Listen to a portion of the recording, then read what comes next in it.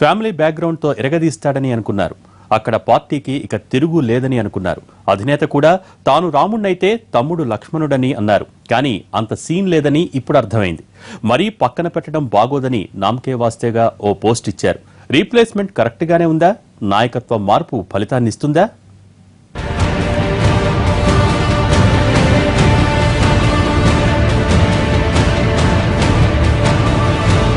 మొహమాటానికి పోతే ఏమవుతుందో ఆ పార్టీకి తెలిసొచ్చినట్లుంది. చేతులు కాలాక ఆకులు పట్టుకోవడం ఎందుకని ముందే జాగ్రత్త పడింది. మరొక మంచిదేమో కానీ ఈ మార్పు ఎఫెక్ట్ ఎలా ఉంటుందన్నదే క్యాడర్ కి అంతుపట్టకుండా ఉంది. విజయవాడలో అధికార పక్షం పూర్తిగా పట్టు సాధించడంతో అటు కార్పొరేషన్లోనూ ఇటు నగరంలోనూ వైసీపీ పరిస్థితి అంతంత మాత్రంగానే ఉంది. నగర పార్టీ పగ్గాల్ని వంగవీటి రాధాకృష్ణకు అప్పగించినా పార్టీని పరిగెత్తించలేకపోయారని వైసీపీ నాయకత్వం అసంతృప్తి చెందింది. పార్టీ కార్యక్రమాల్లో ఆయన పాత్ర నామమాత్రం కావడమే కాకుండా క్యాడర్లో ఆయన బ్రాండ్ వర్కౌట్ కాకపోవడంతో అధినాయకత్వం పునరాలోచనలో పడింది. వాస్తవానికి విజయవాడ సిటీలో వంగవీటి ఫ్యామిలీకున్న పట్టు పార్టీని ఒక రేంజ్ లో నిలబెడుతుందని వైసీపీ ఆశపడింది. అయితే నాయకత్వం అంచనాన్ని రాధా నిలబెట్టుకోలేకపోయారు.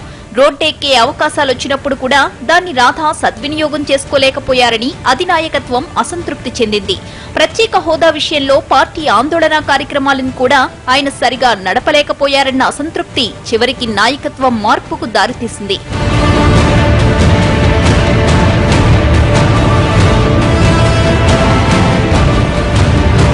వైఎస్ విగ్రహం తొలగింపు, రంగా విగ్రహ ధ్వంసం వంటి సంఘటనల సందర్భంలో రాధా తగిన విధంగా స్పందించి ఉంటే పార్టీకి మైలేజ్ వచ్చేదన్న అభిప్రాయంతో క్యాడర్ ఉంది.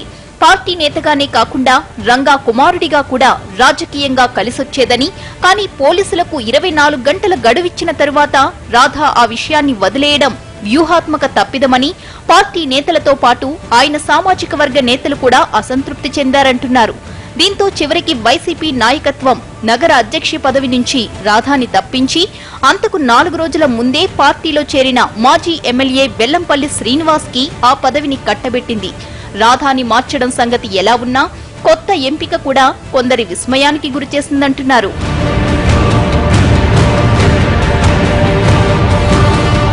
బెల్లంపల్లి శ్రీనివాస్ కి జనాన్ని కూడగట్టేంత బ్యాక్గ్రౌండ్ ఏమీ లేదు. అదృష్టం కలిసొచ్చి పీఆర్పీలో చేరి ఎమ్మెల్యే అయ్యారు.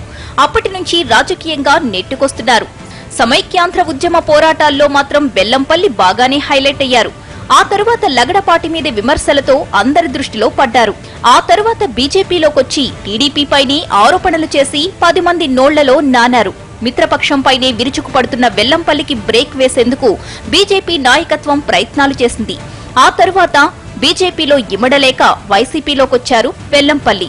టీడీపీపై వ్యతిరేకత విషయంలో వంగవీటి రాధా కంటే బెల్లంపల్లి మెరుగనుకుందో ఏమో కానీ కీలకమైన నగర అధ్యక్ష బాధ్యతల్ని అప్పగించింది వైసీపీ.